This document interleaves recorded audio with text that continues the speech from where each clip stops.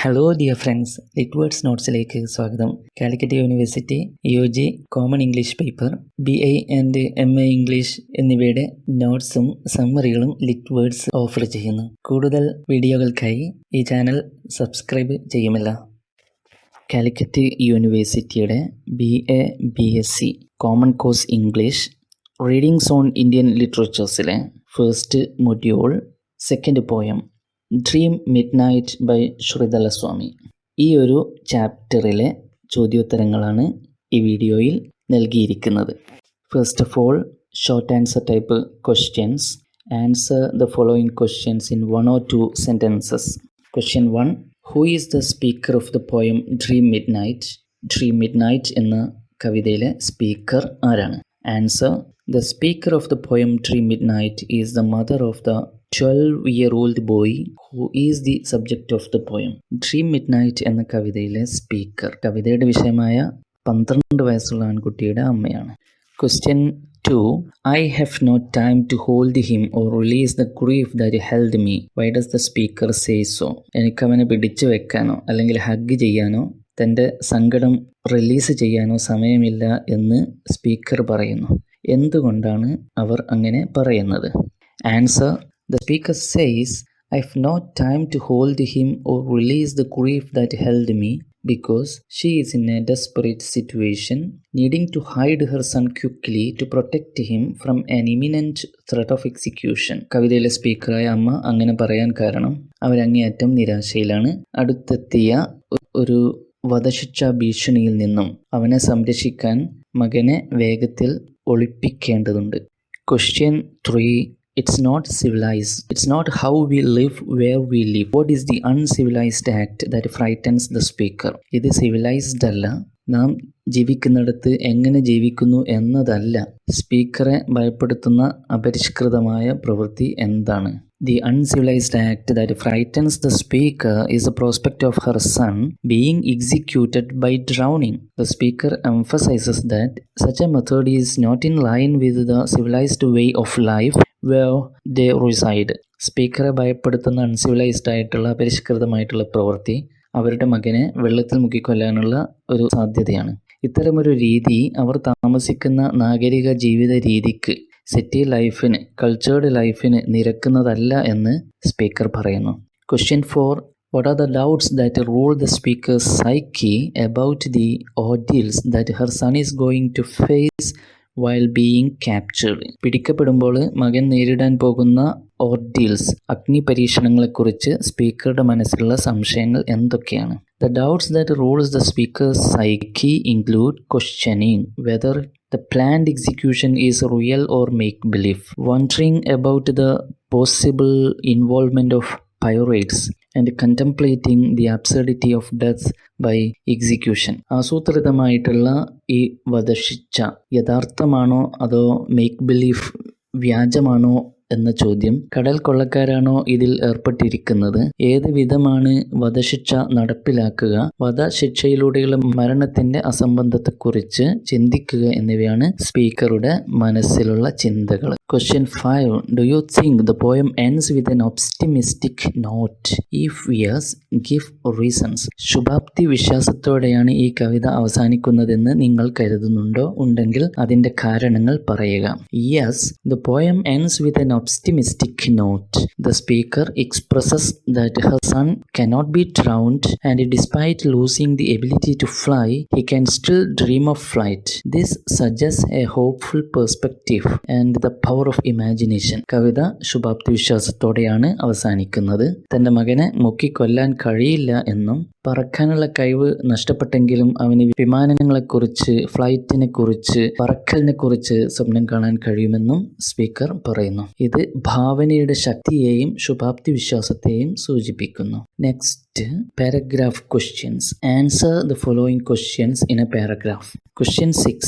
Discuss how the speaker in the poem voices out the fear of getting captured. കവിതയുടെ speaker തങ്ങൾ അല്ലെങ്കിൽ തൻ്റെ മകൻ പിടിക്കപ്പെടുമോ എന്നുള്ള ഭയം എങ്ങനെ പ്രകടിപ്പിക്കുന്നു. അതിനെക്കുറിച്ച് ഡിസ്കസ് ചെയ്യുക. Speaker voices out the fear of getting captured through the urgency of her actions. The statement, "I've no time to hold him or release the grief that held me," reflects the immediate need to protect her son, indicating a sense of impending danger. തന്റെ പ്രവൃത്തികളിൽ തിരക്ക് കൂട്ടുന്നതിലൂടെ തങ്ങൾ പിടിക്കപ്പെടുമോ എന്നുള്ള ഭയം speaker പ്രകടിപ്പിക്കുന്നു. മകനെ പിടിച്ചു നിർത്താനോ തനിക്കുള്ള സങ്കടം അടക്കി നിർത്താനോ സമയമില്ല എന്ന പ്രസ്താവന തന്റെ മകനെ സംരക്ഷിക്കേണ്ടതിന്റെ അടിയന്തര ആവശ്യകതയാണ് സൂചിപ്പിക്കുന്നത്. The act of hiding him from the people, constructing a makeshift barrier, and the uncertainty about the charges against her son all contribute to the theme of fear and captivity.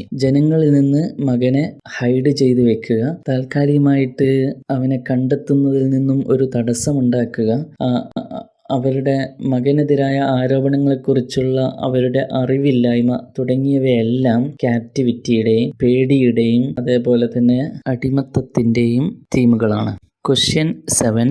Write a note on the tone of optimism with which the poem ends. കവിത അവസാനിക്കുന്നത് ശുഭാപ്തി വിശ്വാസത്തിലൂടെ ആണല്ലോ. അതിനെക്കുറിച്ച് ഒരു കുറിപ്പ് തയ്യാറാക്കുക. The tone of optimism at the end of the poem is evident in the speaker's realization that her son cannot be drowned and he can still dream of flight. തൻ്റെ മകനെ മുക്കിക്കൊല്ലാൻ കഴിയില്ലെന്ന അമ്മയുടെ തിരിച്ചറിവിൽ നിന്നും മനസ്സിലാകുന്നത് കവിത തീരുന്നത് ശുഭാപ്തി വിശ്വാസത്തോടെയാണ് എന്നാണ്. തൻ്റെ മകന് ഇപ്പോഴും ഫ്ലൈറ്റിനെ കുറിച്ച് സ്വപ്നം കാണാൻ കഴിയുമെന്ന് സ്പീക്കർ പറയുന്നു.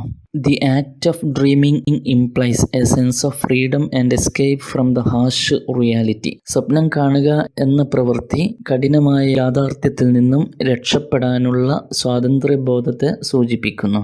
The use of word wing and the imagery of reaching for the clouds also contribute to the uplifting tone, suggesting the enduring power of imagination even in difficult circumstances. Wings എന്ന വാക്കിൻ്റെ പ്രയോഗവും മേഘത്തിലേക്ക് തലയുയർത്തി നടക്കുന്ന ആ ഇമേജറിയും സന്തോഷം നൽകുന്നവയാണ്. അവ hopeful ആണ്. ഇത് പ്രയാസകരമായ സാഹചര്യങ്ങളിൽ പോലും ഭാവനയുടെ ശാശ്വതമായ ശക്തിയെ, എൻഡ്യൂറിംഗ് ആയിട്ടുള്ള ശക്തിയെ സൂചിപ്പിക്കുന്നു. Question 8. Discuss the atmosphere of fear and uncertainty that lingers throughout the poem. കവിതയിലുടനീളം നിലനിൽക്കുന്ന ഭയത്തിൻ്റെയും അനിശ്ചിതത്വത്തിൻ്റെയും അന്തരീക്ഷം, അതിനെക്കുറിച്ച് ഡിസ്കസ് ചെയ്യുക. The atmosphere of fear and uncertainty lingers throughout the poem through the mother's frantic efforts to protect her son. തൻ്റെ മകനെ സംരക്ഷിക്കാനുള്ള അമ്മയുടെ തീവ്ര ശ്രമങ്ങളിലൂടെയാണ് ഭയത്തിൻ്റെയും അനിശ്ചിതത്വത്തിൻ്റെയും അന്തരീക്ഷം കവിതയിലുടനീളം തങ്ങി നിൽക്കുന്നത്. This impending threat of execution, the need for secrecy, and the lack of information about the son's alleged crime contribute to a tense and anxious atmosphere. വരാനിരിക്കുന്ന ഒരു വധഭീഷണി, രഹസ്യ സ്വഭാവത്തിൻ്റെ ആവശ്യകത, മകനിൽ ആരോപിക്കപ്പെട്ട കുറ്റകൃത്യത്തെക്കുറിച്ചുള്ള അവരുടെ വിവരങ്ങളുടെ അഭാവം എന്നിവ ഉത്കണ്ഠാകുലമായ ഒരു അന്തരീക്ഷത്തിന് കാരണമാകുന്നു. അത്തരമൊരു അവസരം അവിടെ സൃഷ്ടിക്കുന്നു. The shivering of the son and the mother's inability to express grief intensify the emotional turmoil in the poem. മകൻ്റെ ഈ ഒരു ഷിവറിങ്ങും അമ്മയുടെ ദുഃഖം പ്രകടിപ്പിക്കാൻ കഴിയാതെ വരുന്നൊരവസ്ഥയും കവിതയിലെ വൈകാരിക സംഘർഷത്തെ കൂടുതൽ തീവ്രമാക്കുന്നു. Next essay question. Answer the following in about 300 words. Discuss how the poem voices out the absurdities of contemporary life where everything is defined by power and autonomy. സർവ കാര്യങ്ങളും അധികാരത്താലും സ്വയംഭരണത്താലും നിർവചിക്കപ്പെടുന്ന സമകാലിക ജീവിതത്തിലെ അസംബന്ധങ്ങൾക്കെതിരെ കവിത എങ്ങനെയാണ് ശബ്ദമുയർത്തുന്നത്, അതിനെക്കുറിച്ച് ഡിസ്കസ് ചെയ്യുക. The poem Dream Midnight vividly voices out the absurdities of contemporary life where power and autonomy define the course of events.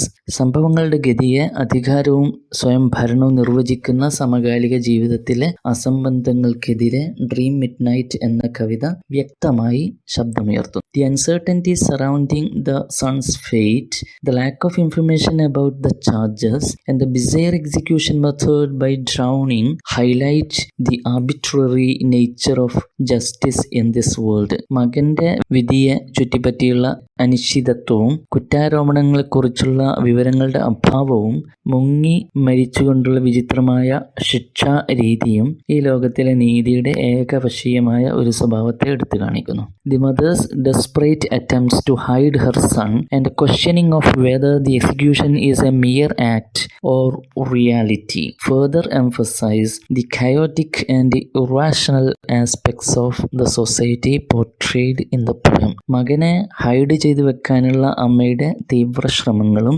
വധശിക്ഷ യാഥാർത്ഥ്യമാണോ എന്ന ചോദ്യവും കവിതയിൽ ചിത്രീകരിക്കുന്ന സമൂഹത്തിന്റെ അരാജകത്വവും യുക്തിരഹിതവുമായ വശങ്ങളെ കവിത വരച്ചു കാട്ടുന്നു. The act of execution itself becomes a symbol of the abuse of power and a departure from civilized norms. വധശിക്ഷ നൽകുന്നത് തന്നെ അധികാര ദുർവിനിയോഗത്തിന്റെയും പരിഷ്കൃത സമൂഹത്തിന്റെ മാനദണ്ഡങ്ങളിൽ നിന്നുള്ള വ്യതിചലനത്തിന്റെയും പ്രതീകമാണ്. The mother's disbelief in the uncivilized act of death by drowning reflects a clash between the established societal values and the brutal arbitrary actions of those in authority. ജലത്തിലെ മുക്കിക്കൊല്ലുക എന്നുള്ള അപരിഷ്കൃതമായ മരണശിക്ഷയിൽ അമ്മയ്ക്കുള്ള ഈ ഒരു അവിശ്വാസം സ്ഥാപിത സാമൂഹിക മൂല്യങ്ങളും അധികാരസ്ഥാനത്തുള്ളവരുടെ ക്രൂരവും ഏകപക്ഷീയവുമായ പ്രവർത്തനങ്ങളും തമ്മിലുള്ള സംഘട്ടനത്തെ കാണിക്കുന്നു. The poem Critic, a world where a 12-year-old boy's threat of execution highlights the lack of humanity, prompting readers to grapple with contemporary absurdity and injustice. 12 വയസ്സുള്ള ഒരു ആൺകുട്ടിക്കെതിരെയുള്ള വധശിക്ഷാ ഭീഷണിയെ മനുഷ്യത്വമില്ലായ്മയായി ചിത്രീകരിച്ചുകൊണ്ട് ഈ ചെയ്തിയെ കവിത വിമർശിക്കുന്നു. ഇത് നിലവിലുള്ള അസംബന്ധങ്ങളോടും അനീതികളോടും സമരം ചെയ്യാൻ വായനക്കാരെ പ്രേരിപ്പിക്കുന്നു. The poem also introduces a layer of optimism through the son's escape and the power of his dreams. The idea that he cannot be drowned, coupled with the imagery of reaching for the clouds, suggests a defense against the oppressive forces. മകന്റെ രക്ഷപ്പെടലിലൂടെയും അവന്റെ സ്വപ്നങ്ങളുടെ ശക്തിയിലൂടെയും കവിത ശുഭാപ്തി വിശ്വാസത്തോടുകൂടി അവസാനിക്കുന്നു. അവനെ മുക്കിക്കൊല്ലാൻ കഴിയില്ല എന്നുള്ള ആശയം, അതേപോലെ മേഘങ്ങളിലേക്ക് എത്തുന്നതിന്റെ ഇമേജറി അടിച്ചമർത്തുന്ന ശക്തികൾക്ക് വഴങ്ങാത്ത സ്വഭാവത്തെ സൂചിപ്പിക്കുന്നു. In this way, the poem becomes a meditation on freedom, resilience, and the enduring capacity of human spirit to imagine a better, liberated world. ഈ രീതിയിൽ കവിത സ്വാതന്ത്ര്യം, പ്രതിരോധം, അതേപോലെ മെച്ചപ്പെട്ട സ്വതന്ത്ര ലോകത്തെ സങ്കല്പിക്കാനുള്ള മനുഷ്യന്റെ സ്ഥായിയായിട്ടുള്ള ആഗ്രഹവും ശേഷിയും എന്നിവയെക്കുറിച്ചുള്ള ചിന്തകളായി മാറുന്നു.